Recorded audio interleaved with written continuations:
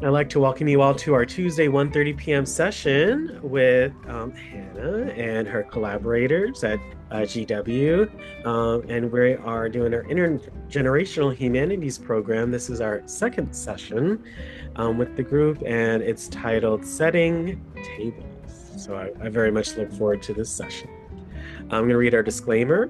The WildTech DC Senior Digital Inclusion Program, its owners and presenters offer technical assistance, virtual health, well-being information designed for educational purposes only. You should not rely on the information and any apps or topics made by WildTech, including but not limited to mobile device applications and any social media pages maintained by WildTech, its owners or presenters as a substitute for professional medical advice, diagnosis, treatment, or legal advice. Thanks so much for letting me read the disclaimer. You cannot see us, hear us, let us know in the chat. We'd appreciate that. Let's keep our TVs and cell phones in mind. And as always, make sure you take notes and or screenshots so you can review the information for later on. Hannah and the group, if you could introduce yourselves and your topic for today, that would be very amazing. Thank you so much for coming on. And we look forward to your session today. We're going to keep it pretty chill, so making sure we keep the mics in mind. But other than that, please chime in. And again, the session is yours. So thank you so much. Great. Thank you, Alex. I'll start off just uh, giving a brief introduction and then I'll see if I can pull up the slides as well so we can talk a little bit more about the session. Um, Perfect. So I believe I recognize some of you all from last time, but if you weren't at the previous session, or just to reintroduce myself, my name is Hannah. I am one of the third year medical students at BW, and interested in creating this new program and excited to see how it continues in terms of us being able to have this intergenerational humanities perspective, being able to get together and have this kind of community building time and be able to think about reading and writing and art and all of those kind of fun things that allow us to be able to express ourselves in different ways. Um, so we'll also let our two co-presenters introduce themselves as well. Hi everyone, my name's Sophie, and I'm a second year medical student at GW, and I'm in the medical humanities scholarly concentration with Hannah. So I'm also very passionate about the arts, and I feel like it's a great medium to connect with others. So I'm really excited to be here with you all.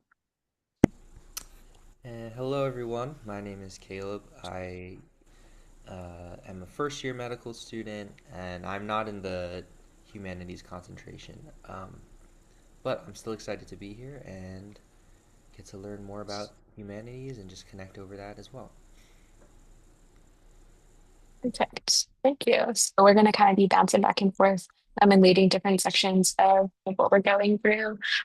The first thing is just the welcome. We kind of have already covered this, and if you were at the last session, you heard a little bit about what the aim of the program is, but just to repeat so that we're all familiar. So we're calling this the BIG or Big Humanities Program, standing for Building Intergenerationality for Humanities. And so the name kind of speaks for itself in what the goal is, just building those connections across generations focused on the humanities subjects. This is a program that I became interested in. I was doing for part of, let me make sure I turn on closed captioning. Is that, Alice, do you need us to do that? No, no, no, that's for the Or group. just for them? Okay, Yeah. And wonderful. So Hannah, can yes, you, please do so if you need it. and Hannah, do you mind just making sure your mic is not covered? You sound a little muffled. Sophie and Sure. Kate were a little clearer. So just to make Okay. sure. All right. Sorry. I will do what I can. Hopefully it's a little bit better for you all. Yes, Um, that sounds better. okay, thanks. So yes, that's kind of the goal of our program.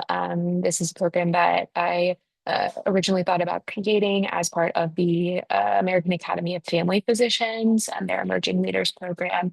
And so you'll see a few more pieces of that pop up throughout. If you continue to stick with us and you're at the different sessions. Part of that being a survey. We do not have a survey today for you to complete, but you will likely be seeing an email from Alex in the coming days, whether it's this week or potentially next week, just asking you if you would be willing providing new information about what the survey is for and asking you to briefly fill that out. It will help us just to gather information about the program and how it's doing, see whether we're accomplishing our objectives. So that's kind of on the horizon. It's not something that we will touch on much right now, but just to let you know that that is coming in case you see that is what that is about. Mhm. Let's see.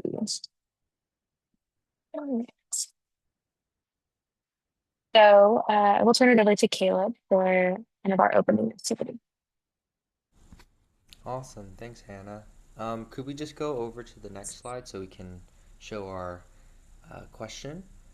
Awesome. Thanks. So this is our icebreaker or intro question to the session. Have you read, watched, painted, or created anything in the last month that stood out to you or impacted you?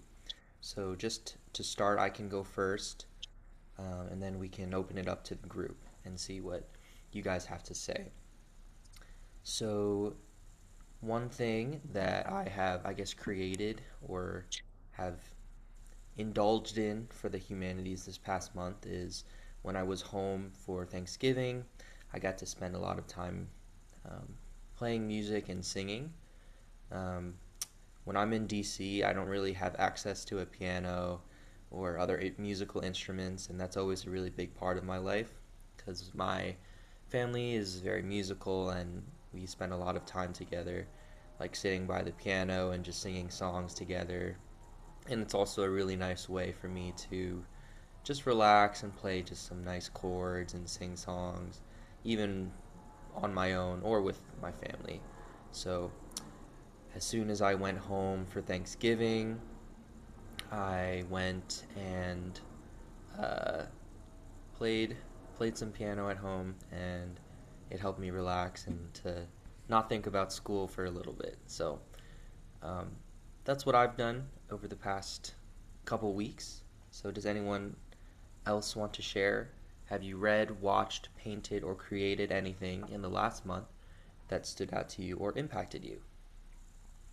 Please raise your hand. We'll do those first, or just taking a second to think. But it can be anything you've created, so even words. We had a great Thanksgiving program, so you can talk about that if you'd like, or something else. Raise your hands in Zoom. Any takers? You can also unmute yourself and share. What have you created that stood out to you or impacted you? Well, I'm doing some research on the Tulsa, and I just learned a lot of things. I knew about it in history, but I didn't. I'm finding out more facts and how devastating it was. Thank you for sharing. Anyone else? Please unmute and share. What have you created, read, watched, painted, anything that stood out to you? We're all so creative here, so I'd love to hear a lot of voices. Hi, Alex. This is Bridget. How are you? I've done a lot of crafting in my life, but I've recently picked up some new customers at in the Avenue area, which I've created some sparkly headbands with bows. I've crocheted them for her, and I'm right now I'm crocheting a sweater for my daughter for Christmas. I've been doing that all year though. That's really Thank nice. you. Yeah, so far I've crocheted about maybe 120 pieces so far. How much does one take? It depends on what I'm doing. I can crochet a hat in like a half an hour to an hour. I can like the sweater I've been working on. I've been working on that for the past 2 days, and it's more than halfway through. So I just have one more sleeve to go, and then put the ribbing around the waistline and the wrist, and I'll be finished with that. Nice. That's awesome. Thank you for sharing, Bridget. Thank you. Anyone else? Again, there's no silly answer. I mean, anything from food to again what you read, watched, painted, created that impacted you. Hi, Well, Alex. Oh, go Mm. ahead. No, Miss Brooks and then Geraldine. Okay, how's everyone doing today? Fantastic, I hope. Yes, Well, good. my name is Jerry Brooks, and I was spending the holiday with my daughter. Her and I have started a body butter business, and we were brainstorming on the different types of scents that we should make this coming up for the holidays. So we have a few. Should I say bestsellers, which is like Bougie Babe and So Fresh, meaning you so fresh. And then we have another one that we named Sweet Prosperity. And we decided to have our fragrances for affirmations to let people know that prosperity is sweet.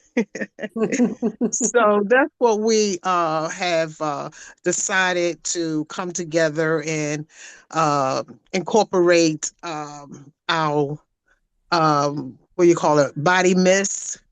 We have soaps and all those types of things. Now, when we started the program, when we started our business, it was during the pandemic. We couldn't get to Bath and Body Works, so we decided to make it. So that's what we did this weekend, and we have my great grand. She's very interested in starting the business and wondering when we're going to show her. Now she's only 5. So she's only 5, and she's really ready to take over our business. I So know that's we right. got to watch that one. So that was my experience and good times over the holiday. hmm Oh, thank you so much, Jerry. That's amazing. hmm I appreciate that. And then you, Geraldine. Oh, Yeah, I love everyone sharing.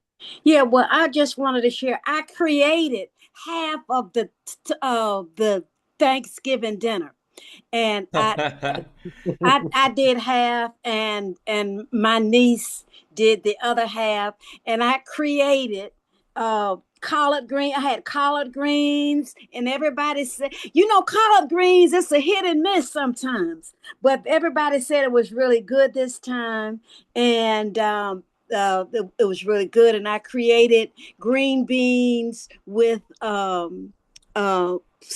with white potatoes and beans and potatoes and some other stuff. My son created some sweet potato uh, casserole, the candied yams. He created that. So that's what I did over the Thanksgiving holiday. I created food.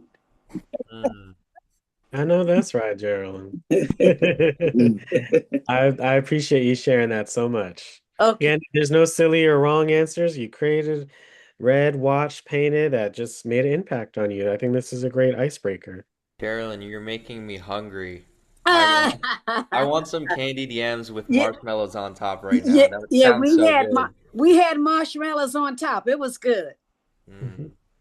Mm. Um, would anyone else like to share or and then bring it back to Caleb and maybe why you asked this question today?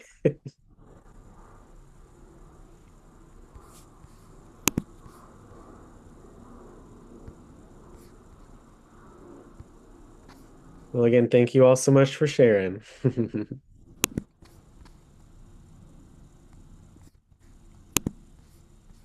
Would any of the co-leaders like to answer the question? Sure, I can chime in with something I've been reading recently. I just started it, so I don't know that I can quite tell you how it's impacted me yet, but it has definitely evaded my attention, and I guess it's impacted me to want to keep reading it and see what happens. It's a book that I picked up several years ago, maybe 4, 5 years ago, and it just sat on my shelf and I never read it. And now I decided to read it. It's called The Sentence.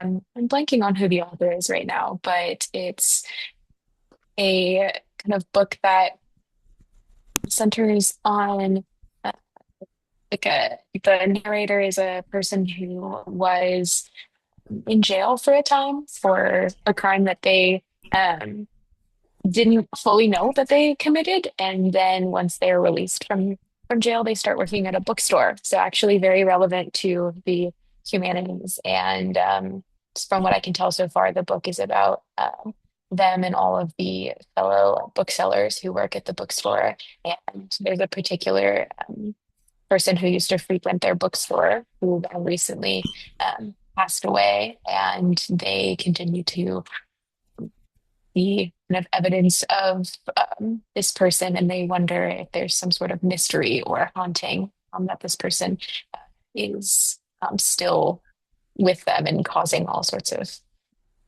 I guess you could say, around the bookstore. So I'll be interested to see how it ends. It's definitely been a super interesting read so far. Nice. How are you able to read when you're in your third year? I just a few minutes a day, I think, makes a big difference.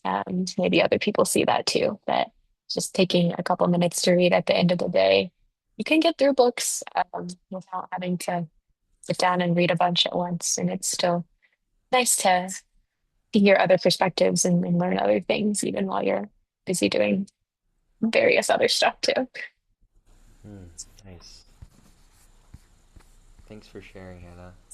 Yeah, thanks. Would anyone else like to answer the question before we move on?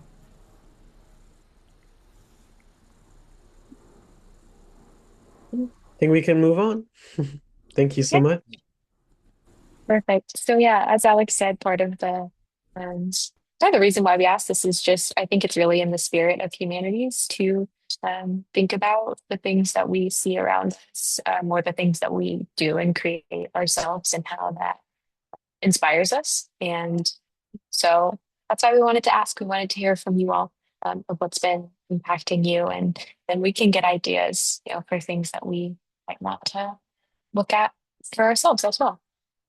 And I think a lot of you brought up a really uh, great points in talking about like the recent holiday and things that you were doing there to connect with others and create. That was a big inspiration for our theme today, which is setting tables, which refers to this idea of connecting with other people, and I think is really relevant to us just having had Thanksgiving and upcoming holidays and also New Year's a little bit. We're celebrating a little early, but we won't see you all of them until after New Year's. So you'll see that there's a little bit of a New Year's flavor to this as well, just I, as we think about building community and moving forward. I want to say, I Yeah. know, well, I created a box for my cats, two cats, and I call it the microwave box because I love that. I turned it on the side. Then when you get a shipment in, come to your house and you open the box and it got the brown paper in there. So I put the brown paper in the box because they don't have a plate. So I put that because they like messing with paper. And then I say, but I haven't made that door yet. But I say, y'all, can you like y'all box? And they look, and then all of a sudden I hear them messing with the paper. I said, oh, they in there popping popcorn. And we was dying laughing, me and my granddaughter. But I made them a little microwave box. So they like it. Uh-huh. Yeah, I that's gotta make great. them a door part now. Yeah, they like That's that. that's great. Thank you for sharing. Uh-huh. Okay. All right. So the next thing we wanted to is again this the theme for today being togetherness and being around a table together, whether that's a physical table or whatever that looks like for you. Just the idea of community and connection.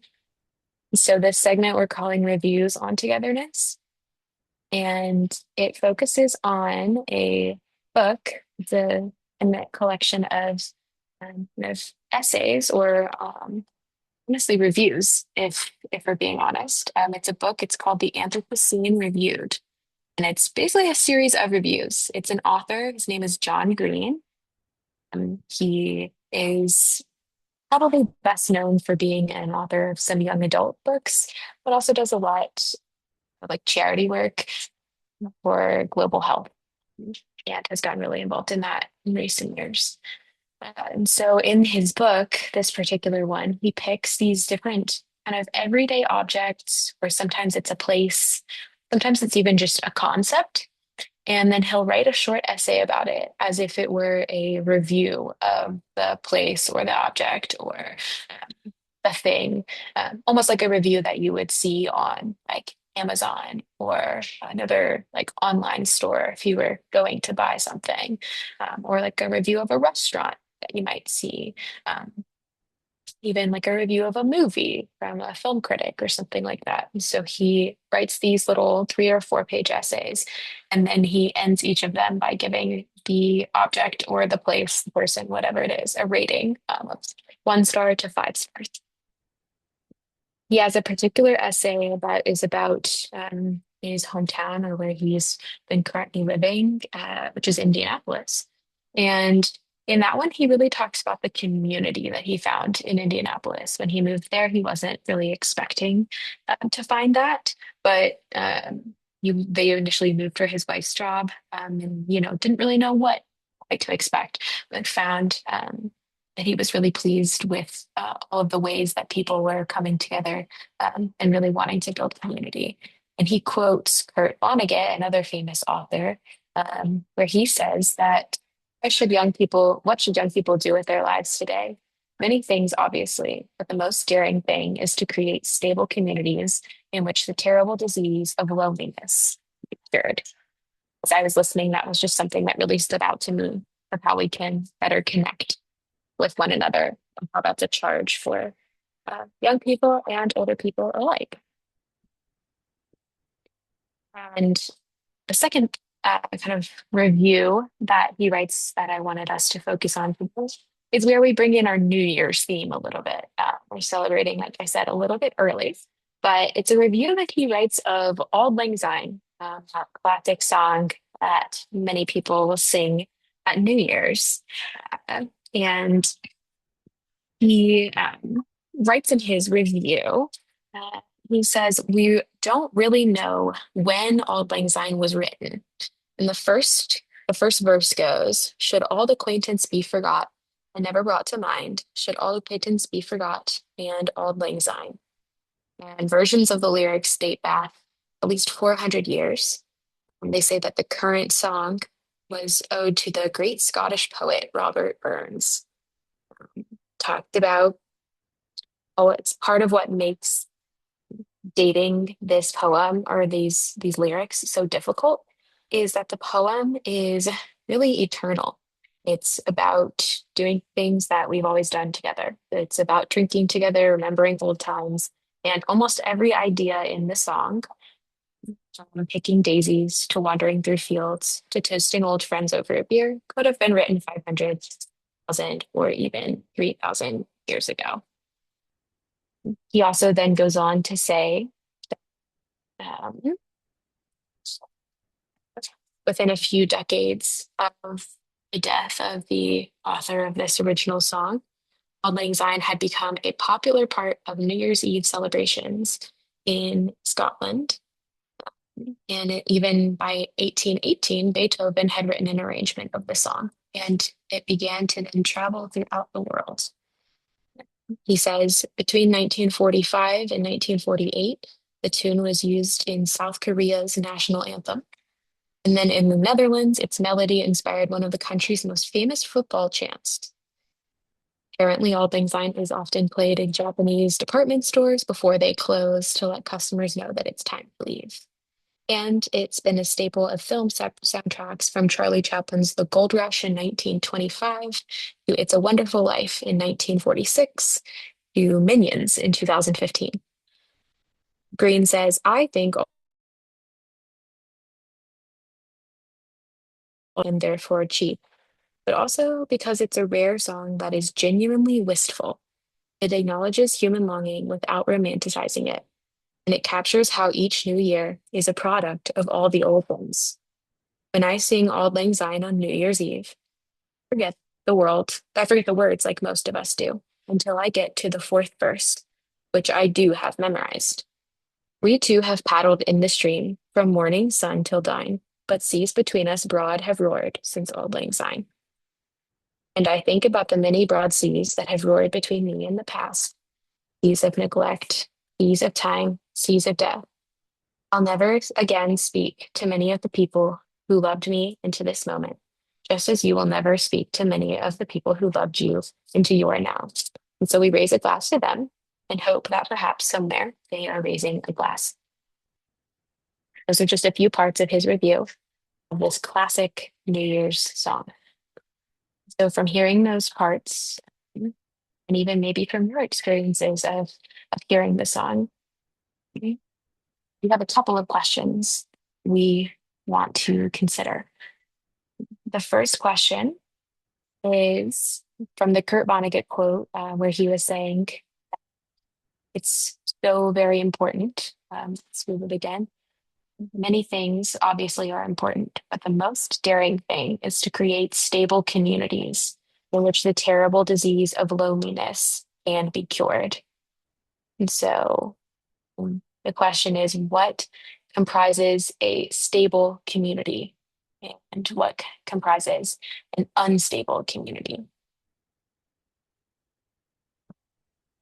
Any ideas about things that might make a community stable or unstable?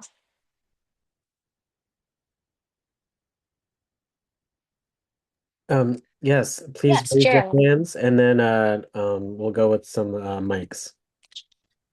Who did you call on, Geraldine? I believe, yes, I see. Yeah, Yeah, Geraldine, your hand is yeah. raised. Yes. I think that in a stable community, you will have families living there. You will have businesses, small businesses. You might not have a large business there, but you'll have small businesses. You'll have a school for the kids to go to. And but the main thing would be the families, the families with kids, families without kids living there. So yeah, I think that's what makes a community stable. Thank you. Any other thoughts from other people?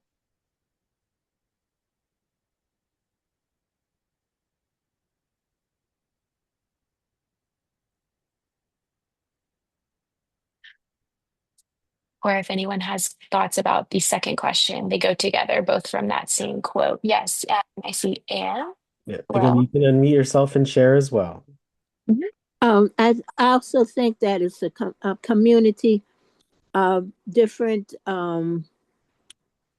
people having different kind of jobs, different kind of religions, and different kind of opinions that are able to come together, ethnic groups, and share um, and embrace each other. wonderful.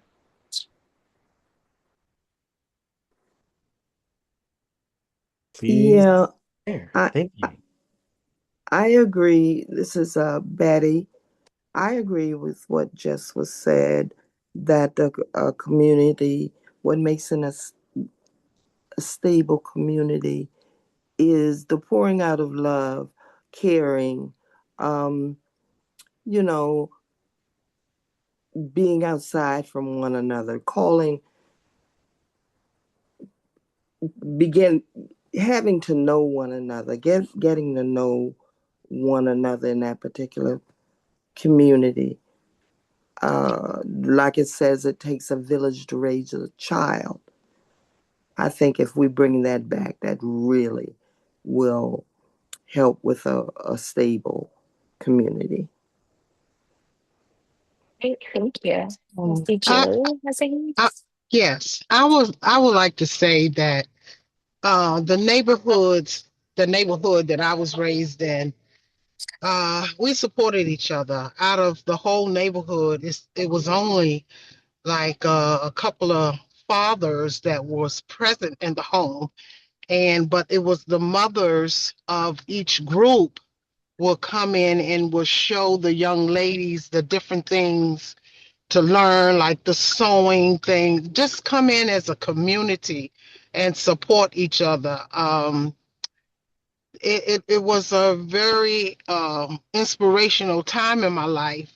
I found that the ladies that own their own businesses, they sold for the White House. They made things. I guess that thing was Lambert, was the old Lambert. They would do window treatments for that. And then we had a lady that did, she was a school teacher. So out of all of those ladies that had their careers, they trained us or we just watched them because either the mother wasn't present or the father wasn't present. So a community coming together and supporting. And I know most of you all know, have experienced the same thing. It's like that community that comes together and support each other and things like that. So I find myself, as I got older, I'm moving towards some of those things of making the window treatments and teaching a little bit. So those things were pulled into the community early if it's there, but just to support the children that's there because the parents are kind of, you know, trying to make it. That's it. Definitely. Thank you. Any other thoughts about what makes a stable community? Or we can also turn to the second question of whether you think that Vonnegut is right in calling this or creating community and working towards that as the most daring thing that people, especially he says young people, but the most daring thing that people can do. Do you think that that is true?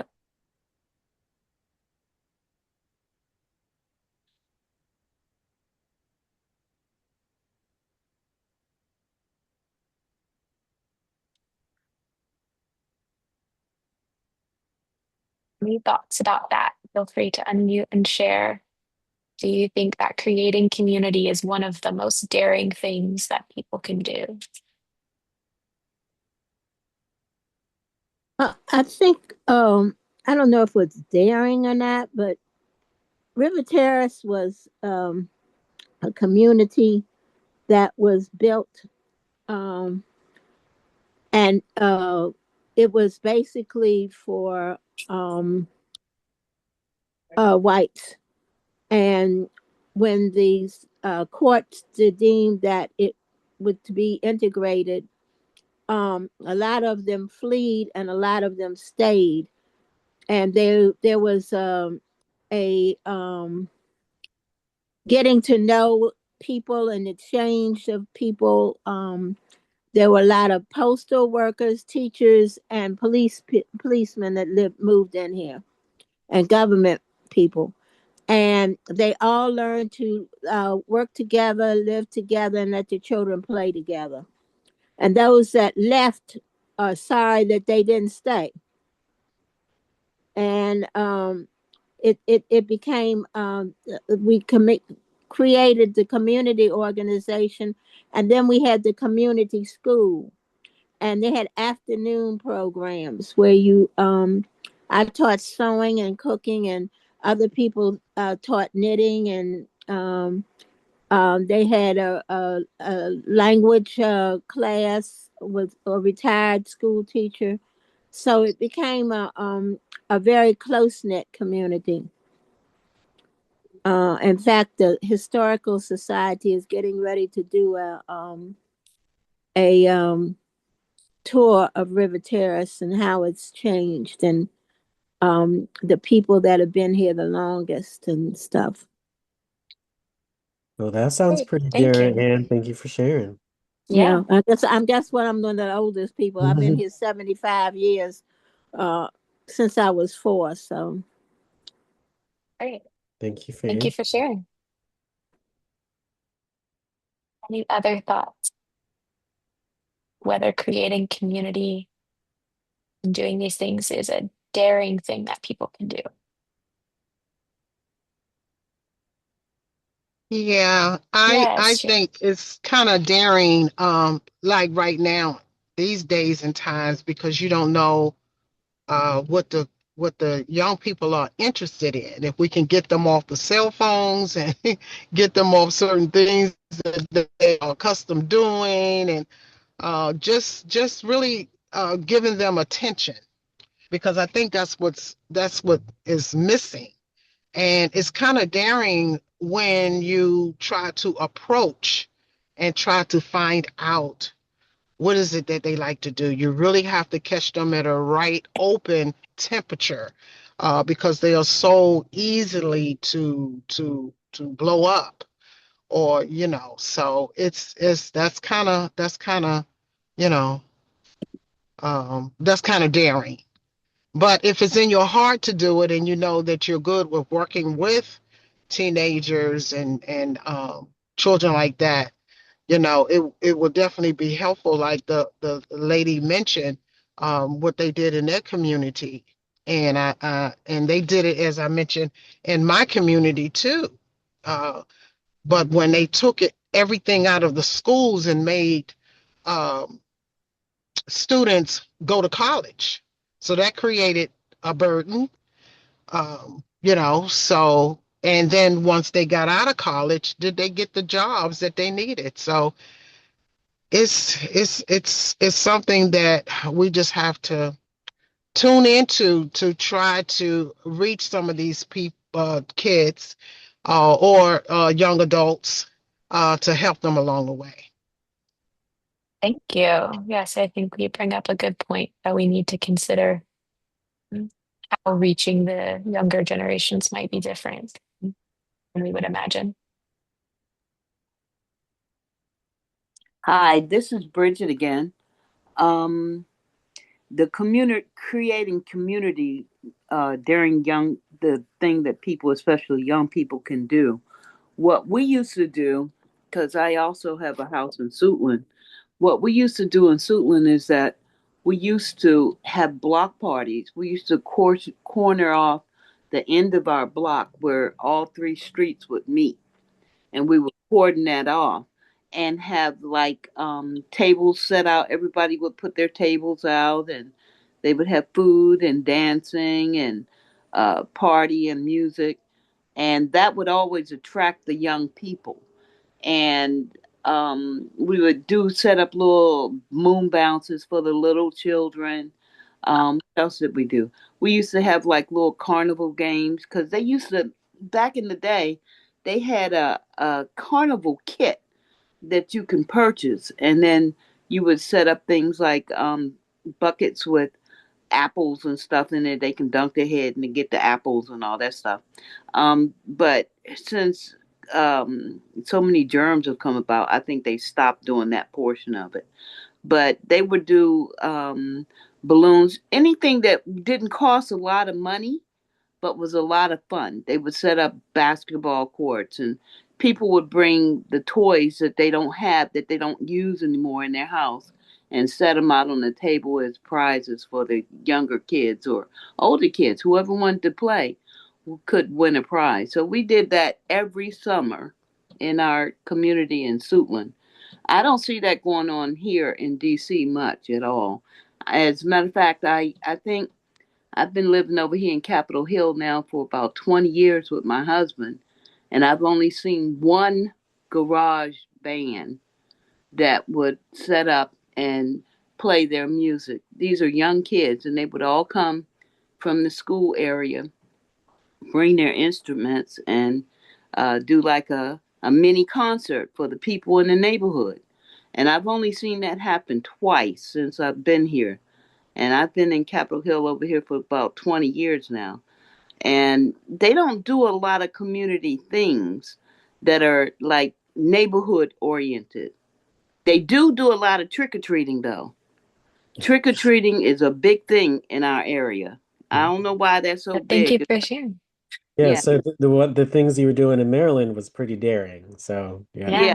Yeah. It was. Yeah, so It was. thank you so much for sharing. Just a time Okay. check. We have about 10 to 15 minutes, Hannah. I'm not sure for the breakout room, so just Yeah, uh, based on time, I think we'll probably just we'll stay in one group.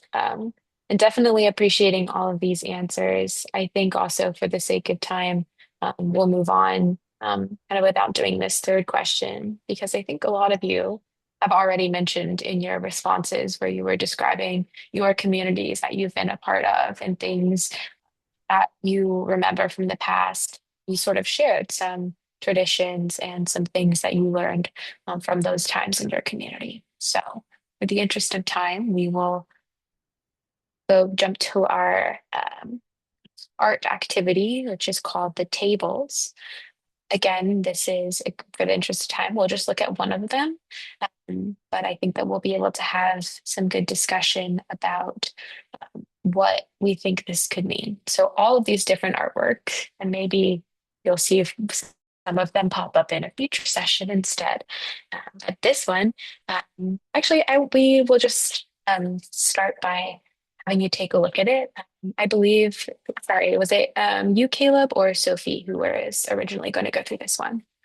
I think I was going to go through it. Okay, perfect. If you want to, we'll just kind of do it as a whole group and maybe do a bit of an abbreviated version. But if we want to kind of start off from there. Yeah, that sounds good. I'll let everyone take a look, and then first I'll just let everyone give some of their initial reactions, and then I'll provide like a little synopsis about the piece, and then we can engage in discussion about it quickly. great. So everyone take 30 seconds, take a look. Want to hear new voices? About 30 folks in the call. New voices. Any thoughts? You can raise your hand, that would be great. So hit reactions at the bottom, hit raise hand. Any new voices? Any thoughts on this piece?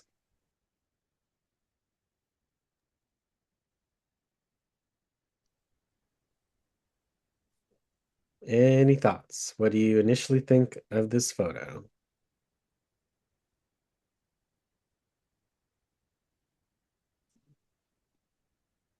Oh yeah, Anne? Hey, we got a couple of hands. Let's see. Any other hands? And then you'll be able to unmute yourself as well. All right. Please, Anne, share any thoughts on this photo. And then we have our other Anne. Thank you.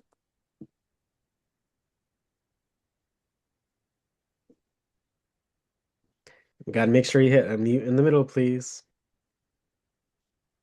So, Miss Anne, please share your thoughts on this photo.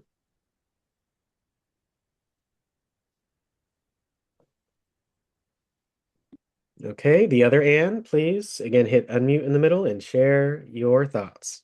Well, it looks like a little what they used to call diners. Um, and it looks like that people are eating or trying to eat or and get coffee and maybe something to eat, a sandwich or something. And it looks like it's in a kind of quiet little neighborhood because it doesn't look like a lot of people on the street. Yeah, thank you. You. Anne, please share. Okay. What are your thoughts?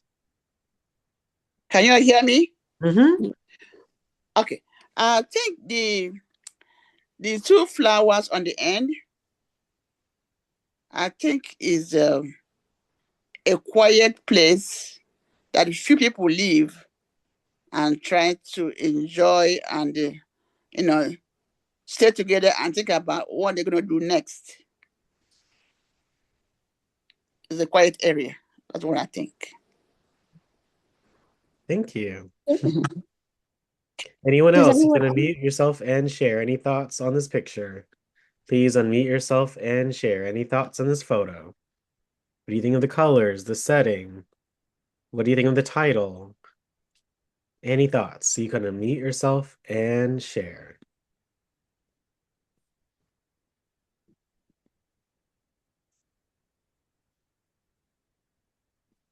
And especially if you haven't heard from you today, unmute yourself and share any thoughts on this photo. And there are no silly answers. Look like to me they it's not quite daylight. It looks like it's maybe around 5 o'clock, four something. They at a diner having coffee and just conversating. And I don't know what they're conversating about, but it seemed like they they they being calm and they, you know, enjoying the coffee and because like you say, it ain't many people out. So the date, it looks like it's between, I don't know, five. I don't know the time, there, but that's what it looked like to me. Like it's early morning and the dining place is open for coffee and conversation and relaxation before they go to work or something like that. Thank you. Anyone Hmm. else? Again, please share any thoughts. And what you have to share is important, is values, and we love to hear from you. Any thoughts? Again, especially if we have not heard from you, any thoughts on this photo? Any thoughts? If you like to share thoughts, please This share. is Burnett. Mm-hmm. To me, it looks like they're caged in. I don't see, they're glassed in. I don't see where the door to where they're sitting is coming from the street. So it's like they're isolated from the rest of the world. Thank you for sharing. Yes. Okay. Again, artwork is very subjective, so I love that. I can see what you're seeing, Miss Burnett. Anyone else would like to share? And then I can't wait to hear the synopsis. That's a great point, Burnett. I think that just the fact that there's no doors, accompanied by the fact that there's like no one outside and it's dark. Yeah, it seems a little bit The lonely. door is right there where the two coffee pots at right there. That's the door. Oh, That is yeah. the door right there, but maybe I it's know the I'm looking at outside. the door right there. The I two thought that coffee was pots more the got the door to door. them. I'm letting y'all know the two coffee pots got the door. No, I saw that door, but I'm saying coming from the street. No, that's the door coming from the street, look like. Okay, You fine. got to go through there. Oh, well, again, The art door is is very closed though. subjective. There's no right or The door wrong is answer. closed. I Yeah, love it. I I love agree. I think it could be either one. We don't know if it goes, it Exactly. looks like it could go to the street, but it also looks like it may go, somewhere else in the building too. So we're never quite sure. Dolores, and then I think we'll go on to the synopsis. Sounds good. Dolores, did you want to share something? Oh no, I was just observing. It So looked what do like you observe? no, in my observing, it just like looked like they're just having a nighttime discussion, somewhere where they can go just to relax at the end of the day. And it reminded me back in the day when we was coming up, even though we didn't have this kind of information, I mean scenery, but we used to go get hamburgers and milkshake at the end of the night, and everybody just sitting around chit chatting. Um, I can see that it is very late. It looked like it might be about 2 or 3 o'clock in the morning. And the way they dress, it's just like they just came from an important meeting and just want to sit out and chill. So that's my impression for what I'm viewing. Oh, I love everyone's um takes. Some morning, some evening. You look to the clothes, some people look at the light, the door. I love it, everyone. You guys are doing amazing at analyzing. Thank you. Sounds good. So I'll go ahead and read the synopsis. So this is Nighthawks by Edward Hopper, and it's currently at the Art Institute of Chicago. It's Hopper's one of its most celebrated and recognized paintings, and one of the best known images of the 20th century art scene. And he said that the painting was inspired by a restaurant in New York's Greenwich Avenue area. And he began painting Nighthawks a few days after the bombing of Pearl Harbor in 1941. And some art historians and interpreters note the grim mood in the painting and connect it to the pessimism about the war on the home front, but some of the other art historians argue that this piece has a timeless quality that transcends any particular time or place, given like the carefully constructed composition and lack of overt narrative. And as some of you mentioned, this painting depicts a diner populated by four quiet and somewhat puzzling figures under some bright and personal glare of the commercial lighting in the diner. And um, these anonymous night owls seem remote from the viewer as they are from one another. And although Hopper, the artist, denied that he purposely infused any of his paintings with symbols of isolation and emptiness, he did acknowledge that perhaps unconsciously he was painting the loneliness of a large city, which this is New York City. And this painting exemplifies Hopper's ability to depict the human side of modern life and represent emotional states through physical settings.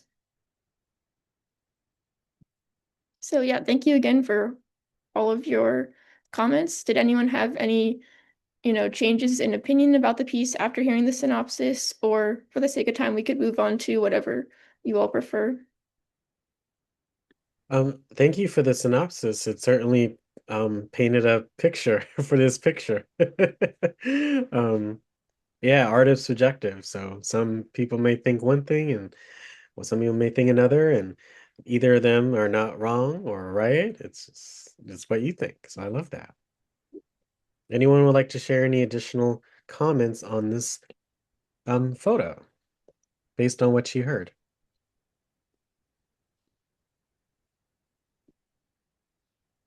They are certainly four puzzling figures.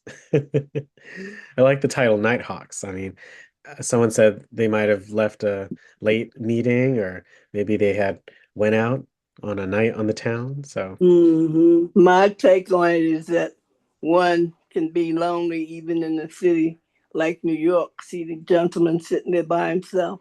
I love that, Miss Marie. He is certainly looks like he's by himself. It can be lonely to be in the city. Yeah, Yeah. I love that.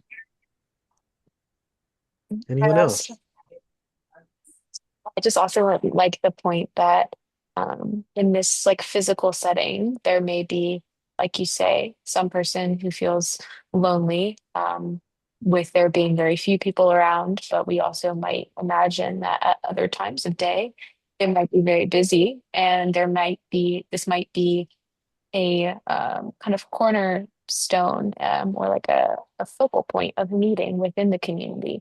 As I think one or two of you mentioned earlier, that maybe you experienced something similar in terms of going to a diner with people and sharing that together.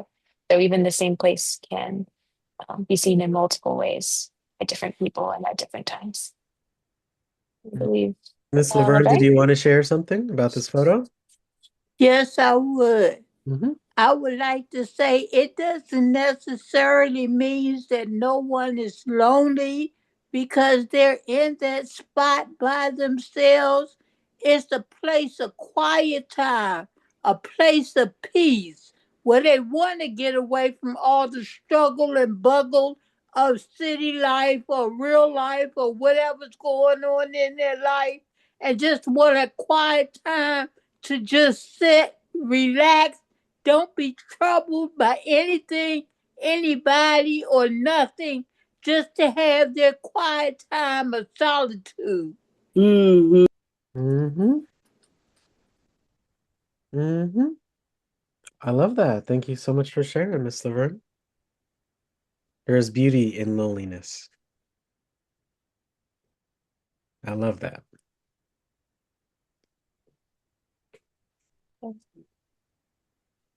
I know we were a bit short on our time that's remaining. If anyone else had anything you would like to share, feel free.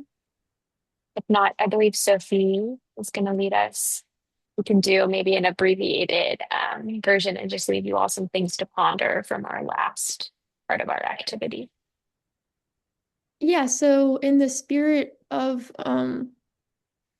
our session, setting tables, and also Thanksgiving, a popular reflection exercise for people to consider is creating your ideal dinner table.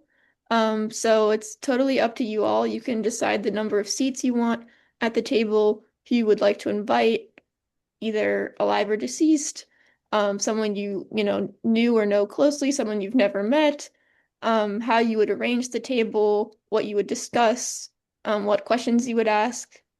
So given we're short on time, maybe we'll give you like a minute or so to reflect on that, and if you're willing, to share, you can, but we encourage you all to engage in this reflective activity, maybe writing it down in a journal later today or right now. Yeah. Whose dinner party would you want to be invited to? If anyone could offer you a seat at their table, what would you want it to be? What would you say? What stories would you share with them? So, who would you want to be at your dinner table? Yep, kind of two questions there for you to think about. Who would you want at your table? And then if you could be invited to a table, where would you want to go? And that go. Again, you can kind of just think about this on your own. I realize we're a little short on time, but if anyone comes up with anything that you would like to share about your table, you certainly can. Oh, it's okay. We have a few minutes. Just take a minute to Okay. think whose dinner party you would be invited to, who would you invite to your dinner table, who would who would you offer a seat to? You can raise your hand, and we love to hear from you, especially if we haven't heard from you yet. But who would you invite to your table? This is Gracie. I would like to invite Maya Angelou. I read all of her books, and at the time I began reading her books, in my personal life, I was going through some things. And by reading all of her books, by the time I finished the series of books, I had learned so much how to deal with the things that I was going through. And it helped me to come out of it with a clear head. And I just thought she made so much sense, and she had so much compassion and a sensitivity to the needs of the people that you kind of look back at, not look to. And I would just like to thank her for what I got out of reading her series of novels and poems. Mm. I love that, Gracie. That sounds amazing. There's been shows where, or cartoons or movies where they bring someone back, and Mhm. that's certainly a very valid person and thought. So thank you. Mhm. Mhm. We have Miss Marie. Who would you invite to your table, or whose table would you want to be invited to? Make sure you hit unmute in the middle. Miss Marie, make sure you hit unmute in the middle, please.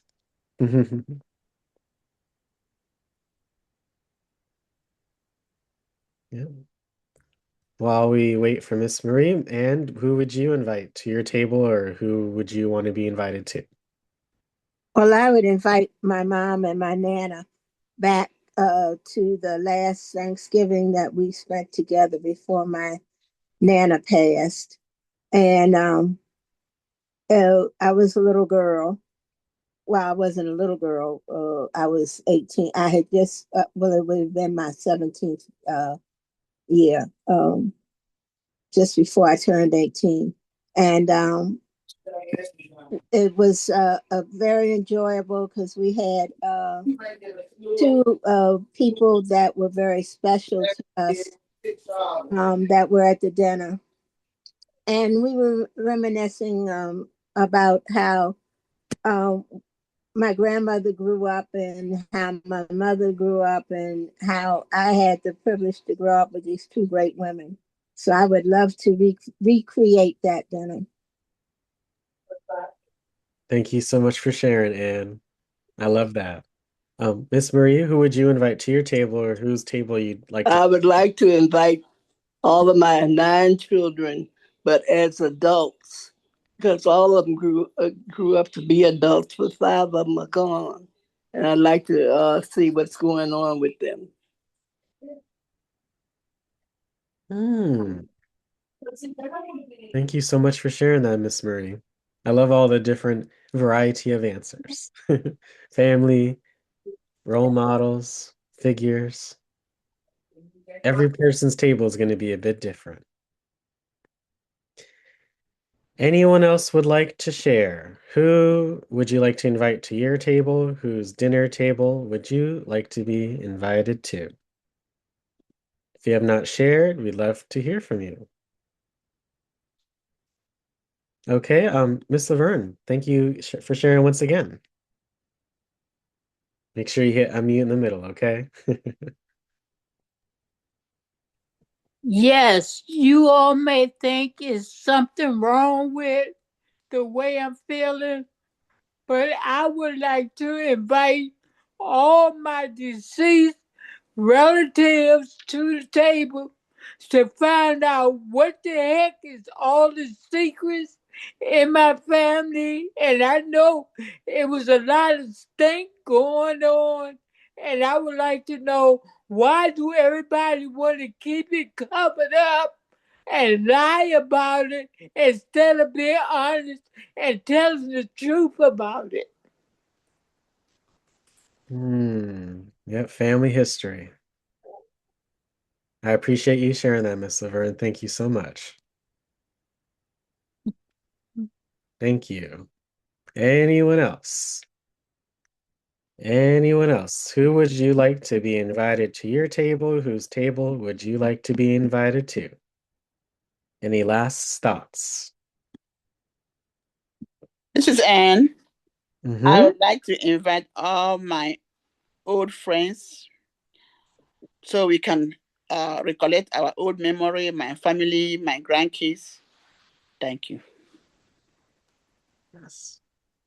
Miss Carolyn, did you want to share something? Yes, I would like to invite my grandchildren, all of my grandchildren, and my nieces and nephews that I haven't seen in a long time. Oh, yeah. We all have our different reasons for why we invite these folks. So Yeah. I love that you all are sharing that. Thank you so much.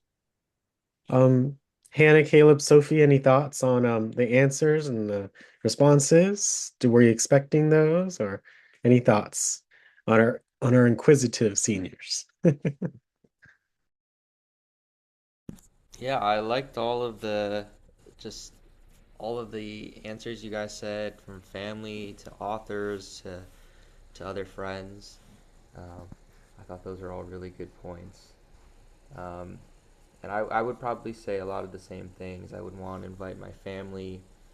Um, this was like this was our first like Thanksgiving without like some relatives who had passed. So yeah, just having them would be really nice. Um, and yeah, I would say that if it was a dream Thanksgiving and I could invite anyone, I'm a big basketball fan, so I would probably want to invite Jalen Brunson. But yeah, that would be in a make believe world, but that would be cool.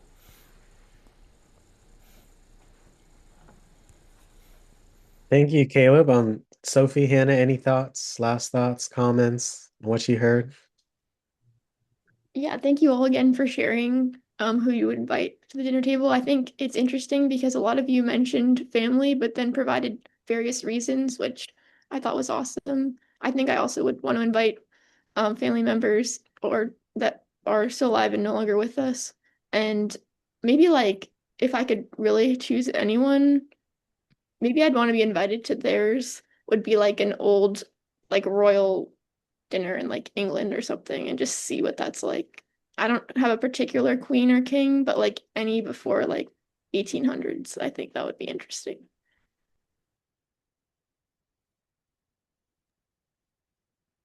Yeah, I'll just echo that. Thank you all for sharing your thoughts on who you would invite. And like Sophie said, you all had really varied and important of reasons and explanations for why you were choosing the people you were choosing too, which was really great to hear. Um, yeah, and thank you all for sharing your insights and your thoughts throughout the session today. It's been really lovely. Suppose we will kind of things up here. I know we're at 2:45, so I want to respect all of your time as well. If you all have any questions or anything to add, please feel free to do so, or you can also contact me or get in contact with me if needed. Just a reminder, you'll be getting an email at some point in the near future from Alex about survey that you can choose to read up on and complete if you wish. I would encourage you to look out for that and do so. And I believe our next time with you all is in January, January 6th, I believe.